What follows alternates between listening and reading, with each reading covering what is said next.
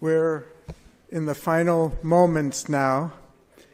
It's hard for me to imagine. I think back, it's only 48 hours ago that speakers and panelists, many of you here, met together to raise a set of questions that we had, which we'd like to discuss in this 2 days. Seems like much longer time and much more discussion than that.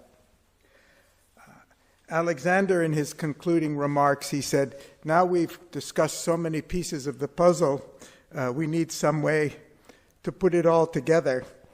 I think that would be beyond us.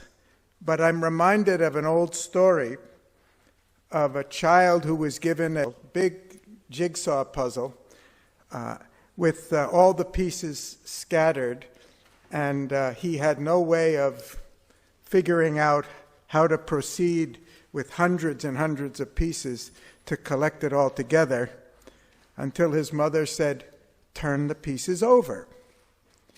And when he turned the pieces over, he soon discovered that all the pieces were the pieces forming a human face. And once he had the figure of the face in mind, assembling the pieces was only a matter of time. I think the unifying theme for us, for all that we've discussed in the last 2 days and was so wonderfully summarized for us because we couldn't all attend all the sessions, was there is a human face connecting all of these pieces that we've discussed. And it's not just the face of education, it's the face of humanity and the future of humanity. And what was wonderful for me about this conference is how naturally, smoothly we interfaced, we moved between education, society, economy, peace, culture, recognizing that we're really talking about one thing. We're talking about our youth, and we're talking about the future of humanity. In conceiving of this conference now more than a year ago, that we had in mind a context which has beautifully come out in the presentations of various speakers and been referred to in so many ways that we know so well.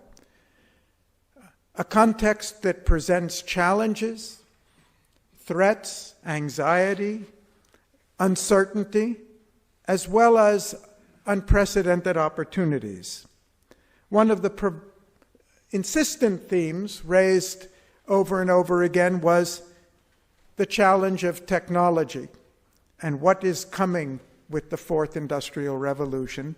And it's clear to everybody that this is not a challenge we can face just by business as usual. It's going to take significant efforts to respond to it. But we were also reminded continuously by different speakers that employment is not the only challenge. Rising inequality is a challenge. Growing anxiety and disillusionment of our youth, fears of the future, social instability, tensions about our political systems, a retreat from democracy, and overriding all of them, this threat, this black cloud of existential climate change. And no matter how small was the issue we were discussing in the last 2 days, and we discussed many issues of great interest and importance in themselves, but always they were in this context of unprecedented changes going on in society, which made everything we're discussing of unprecedented importance. Because I think we all agreed that regardless of what the challenges are, when we trace it back, the solutions, it unavoidably brings us back not to look for simplified technological solutions, somebody to come to the rescue, but ultimately education is one of the central pillars of what we have today, and change in education is one of the fundamental priorities for what we need to do to face the future and convert these challenges into the unprecedented opportunities which they surely can be. And that means no matter how exciting or interesting or meaningful in themselves the individual pieces of the puzzle, we simply can't get lost among the trees. We have to remember that there's an ultimate goal out there. It's got the human face on it. It's got the future of humanity. And education and educators and our educational institutions, whether they're formal or informal, public or private, are going to be a critical determining feature of how we go through this period of uncertainty and where we end up at the end. I think it was a wonderful weaving of themes that we went back and forth from the macrocosm to the microcosm, to the positive opportunities to the challenges. And it did all, if not a crossword or a jigsaw puzzle, it was all part of a single fabric, a very human fabric, a very live fabric, not some flat mechanistic idea of some system we're going to create for the future, but something that integrates human aspirations, human values, human potential with the challenges of a complex global society. It's interesting, I reviewed some of the questions that were raised 2 nights ago, and I couldn't find any of them that we haven't discussed. Any of the ones that were raised when we met 2 nights ago for the chat, we've covered. We haven't answered any of them comprehensively, of course, but I don't think any of them were left out of the discussions and the structure of the themes which our organizers here have framed so intelligently to really form parts of a bigger picture. And I think apart from these themes, apart from these questions like the info glut and how do we deal with excess information, or the rapid speed of change, or the disruptive combinatory innovations of the Fourth Industrial Revolution, or the disciplinary silos or anything else. I think that something has emerged very important because we get a picture of the change and the magnitude of the change that's necessary, not only in the content, but especially in the pedagogy, in the way in which we learn and future generations learn. And I hope it's clear. It's clear to me. I hope it's clear to all from the presentations that the change we need is not incremental. The change we need is really it's a transformation.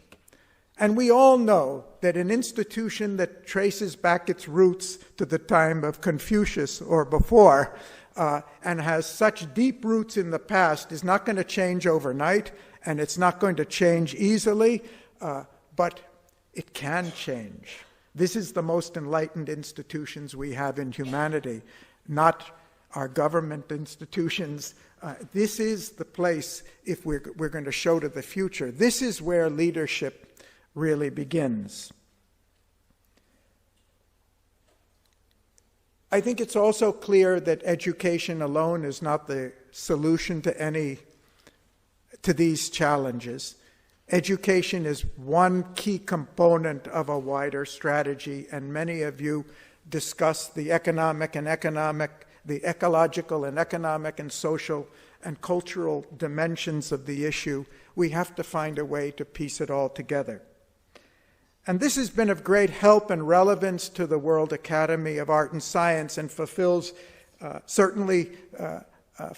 aspiration of mine for this conference, because as I think I briefly mentioned in my opening remarks, and I will elaborate on tomorrow among all of you who would like to join us, we are just at the beginning of launching a new project with the United Nations in Geneva, which we call Global Leadership in the 21st Century, for want of a better term. And it's really about How do we affect rapid, radical social transformation?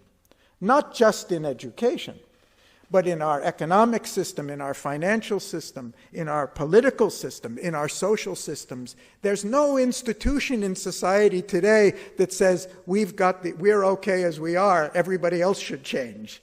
We all have to change. Humanity has to change. Our global system has to change. Our international institutions have to change. So we're not picking on anybody. We're saying we're all in this together, and we all win or we all lose if we don't do it. But I think it's come out very nicely that the challenge is, how do we lead ourselves? Because there's nobody to lead us and there's nobody in charge. How are we going to lead ourselves into the future and move rapidly, much more rapidly, and with greater clarity than we have up until now? I've, over the last few years, in different conversations, the thought has come up about what's the impact of climate change on humanity. And at one point or another, the thought has occurred to me, and I'm sure to others as well, that if there weren't a real climate existential crisis, we'd need to invent one, because we need it.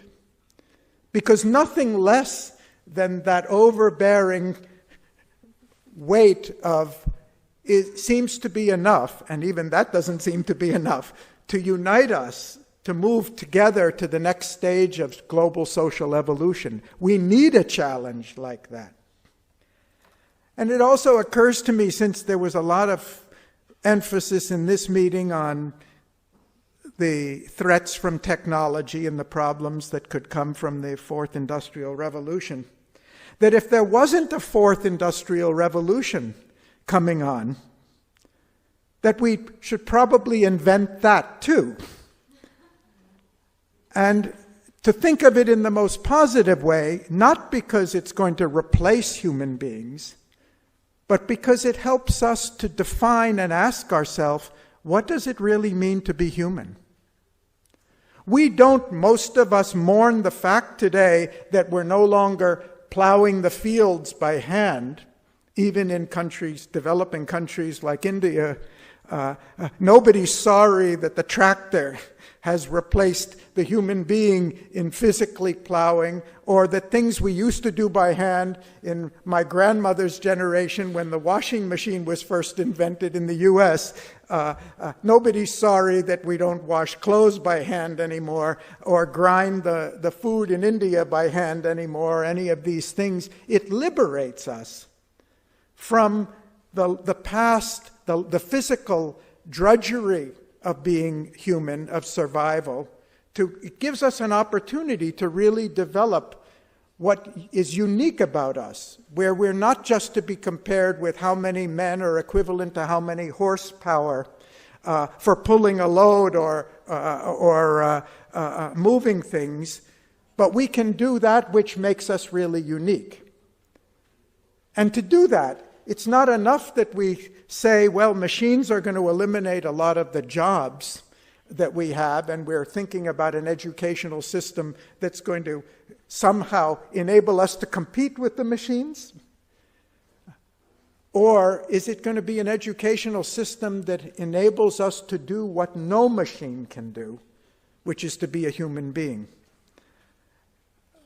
A few months ago, Rudolfo Fiorini and I were, and a larger group of us, Carlos and others here, Alberto and others, we participated in a meeting of IEEE on cognitive computing and artificial intelligence. And we went in, I must confess, I went into that meeting a little defensively with the idea that those who were developing the cognitive computing and artificial intelligence were going to assert the coming triumph of the machine and the completely disposable irrelevance of the human being.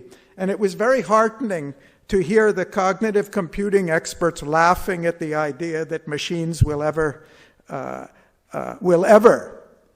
acquire what is the consciousness and the intelligence of human beings.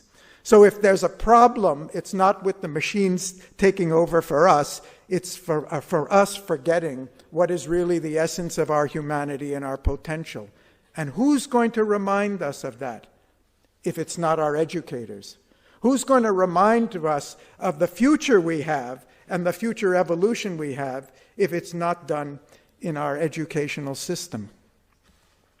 So, in closing, I'd like to say a few things. One, I'd like to invite all of you to join us in the work of the World Academy and the World University Consortium in continuing these discussions, in preparing for a global consultation on how do we develop that leadership in the future.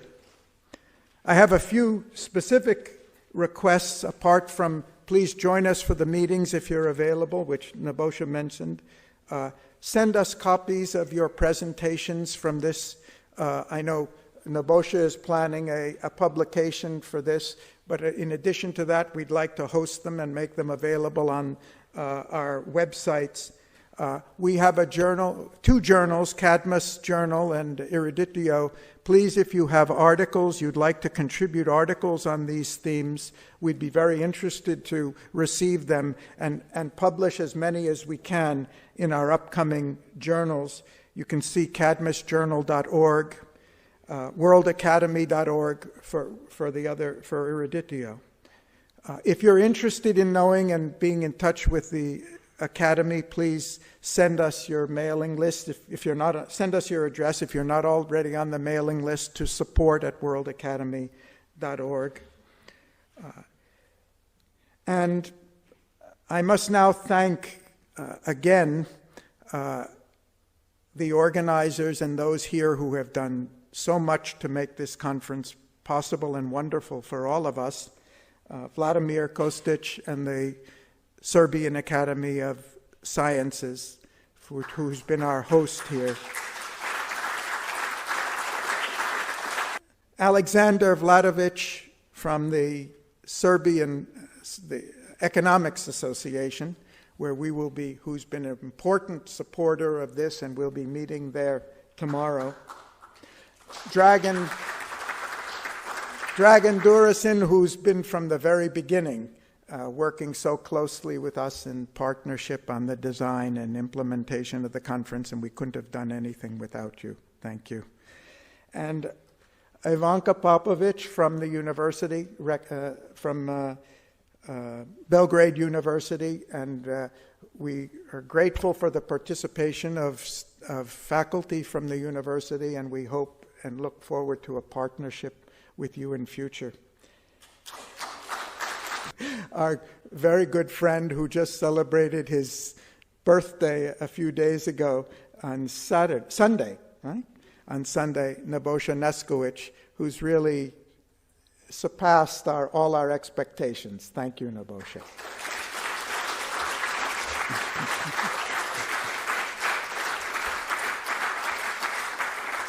And finally, all of you from near and far who have come and given so much and shared so much with us, because it's really it's you and all of us together that have made this conference. And I think I'm very proud to have been associated with all of you. Thank you.